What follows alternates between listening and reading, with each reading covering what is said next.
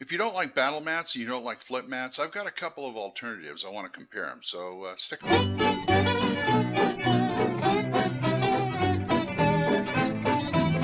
Hi, folks. Old Man Grognard back, and I want to talk about what's on the tabletop as far as like mats or things like that. I mean, you got the old battle mat you got rolled up. You've also may have a lot of these flip mats. Pathfinder and I believe Watsy turned out a few of these. Um, they're nice. You can draw on them. They're easier to carry than a battle mat, but if you're real particular and you want something specific and you don't want to just sit there and draw it out, which is what I hate to do, you got to collect a lot of them, which isn't bad. I mean, that they look pretty nice. Um, and as far as battle mats go, that used to get me by, and they were very handy. I have a battle mat myself. I got one battle mat, and I got a Mondo mat, which is like a tablecloth. But there are downsides to them. It's a wet erase. I think you can use dry erase, but no, it's wet erase because the mats are porous. They're kind of porous, and what I don't like is, yeah, you can wipe it off, but if you want to leave something on there, it tends to soak into the mat. We've got at least two mats in our game group that, you know, my DM at the time put a mega dungeon up there, and the ghost of it is still there, if you know what I mean. They make other mats now out of plastic, and there's other people who have kind of really neat hacks about them. But if you want to try something different, also on battle mats, I'm always getting up off the table and drawing.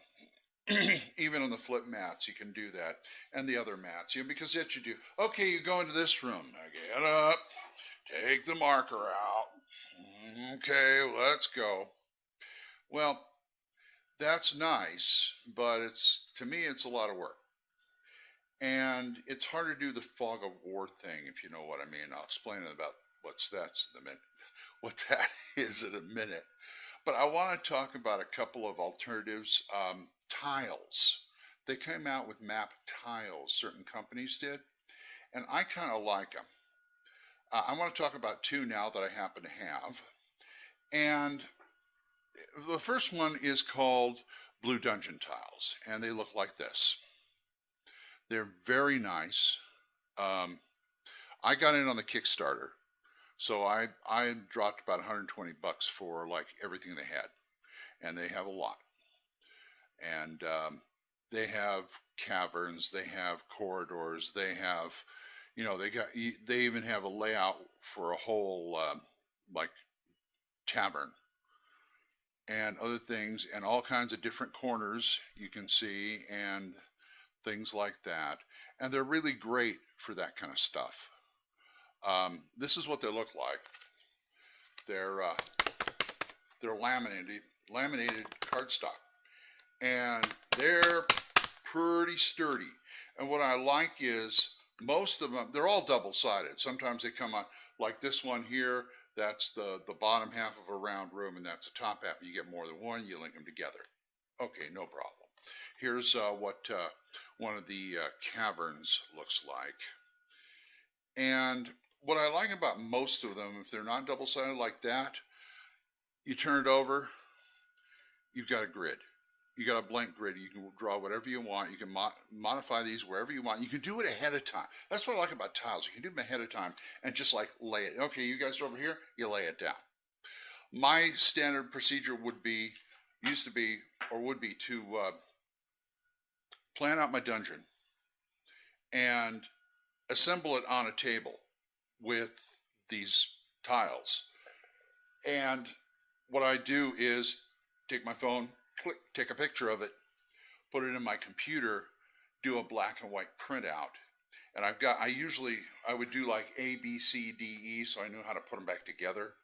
That was a lot of work, but it was worth it. Now, these things, like I said, are sturdy. You can use wet erase or dry erase or permanent marker on here, because there is a way to take permanent marker off of here. And it's great if you want to set up a dungeon, like I said, and you want to say you're going to be running Monday, which I usually do, and Friday you start working on the game. And you come to the dungeon and you lay it out and you mark it out in permanent marker or wet or dry erase, whatever will stay. And it will stay until you need it and you can remove it, unlike like a battle mat or something like that, because these are non-porous. Okay, the downside to these, and these, by the way, are made by Red Kobold Games. Kevin Chevigny, great guy. He's in New Orleans. I'll give you the link down there somewhere. And from what I understand, he won't be shipping out until later this year. This is 2016, later 2016, because he's moving. So you can get a contact number off the website. But great guy, and they're very reasonably priced. And the downside is you got to get stickers or those dots or something like that, because they'll move, they'll move around. You got to stick them together, basically. Which to me is, I didn't think it was a downside when I started it, when I got them, but it's really kind of a pain. But they're really great. He has a boat. He even has like a grid layout for like a ship. But at any rate, yeah, it's kind of a pain to lay them out and then have them shift or something if you don't stick them. I use Scotch tape, but then afterwards I got to take it off. I'm all for convenience because I'm a lazy SOB. Anyway, those are those. I can recommend them highly. I mean, I think the downside is not much of a downside, but it's there. Next, there is a company called Roll for Initiative, as opposed to the podcast Roll for Initiative. It is ROLE 4 Initiative. And their big thing are also dungeon tiles. They sell a lot of the things on that website, but they sell dungeon tiles. And this is the set I bought. This was their DM special they run every once in a while. For $60, you get everything you see there. And I'll tell you, I only use about half this. The dice tower, I love dice towers. And the DM screen I left over at my friend Jimbo's house where we play. I said, this is going to live here because it's made of cardboard. And while I put it together and it works nice, it's just a little too flimsy for my taste. Here's what it looked like when it came in the mail. Those were the packages. So you put it together, okay? And now the thing on the right here, the box on the right is what I'm going to talk about. Dry erase dungeon tiles. And you'll notice a difference right away. These are them. Dry erase dungeon tiles. First of all, you'll notice it doesn't have the blue markings of like a dungeon or corridors. They're all blank, and they're double-sided too. Okay? Secondly, they're made, this is the downside of this, they're made of chipboard, okay? Laminated, it's got a coating and stuff so you can dry or wet erase on it. I don't know about permanent marker. I haven't tried. Who knows? They don't say they can, but, like I said, who knows? And you probably noticed the biggest plus for them is they lock. They are like a jigsaw puzzle. So you can lock these together. Once again, you can, with dry or wet erase, you can draw whatever you want. Leave it for a couple of days.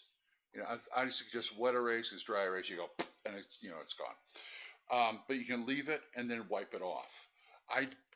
The downside, like I said, they're chipboard. I'm afraid to get these wet, which is why they push dry erase instead of wet erase. I'm sure if you use too much wet erase markers in your bases, they're going to get soggy. It would be nice if we can combine this convenience with this durability, but beggars can't be choosers. And like I said, these are from Roll for Initiative. These are, I'm not going to say they're real pricey, but they're about on a par with these right here, as far as expenses go. You can buy them in.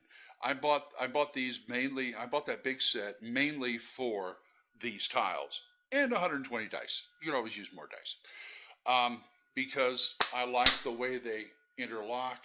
And I noticed in the DM special, I think the normal box comes with 21 tiles. I got 36 of these. And they also they come in 5x5 and 10x10. And then these are still on sale. Like I said, you have to contact them on the website, and I'll have the links for both of them down there somewhere. And you notice some of them are square, some of them are rectangular, depending on what they are. So those are my two comparisons. I would recommend either one of them. These are great. You just got to be a little careful with them as far as like moisture. You know, don't dump your drinks on them or anything like that. And I would use them dry erase. These, you can go to like an art supply store or something and get what they call little engineering dots, or you can get them at like a office supply place if you don't mind, because engineering dots are clear. But the ones they sell like at Walmart or Office Depot or something like that, those are usually colored. I don't really care because I put them on the edges, and that's how you link these together. That's the easiest thing to do. But you can use Scotch tape or whatever, you know, if you don't mind doing that. But, you know, this stuff, mwah, I love it. I absolutely love it. So that's my spiel about tiles. And so if you guys have any questions about this or anything else, there's always oldmangrognard@gmail.com. So until next time, bye-bye.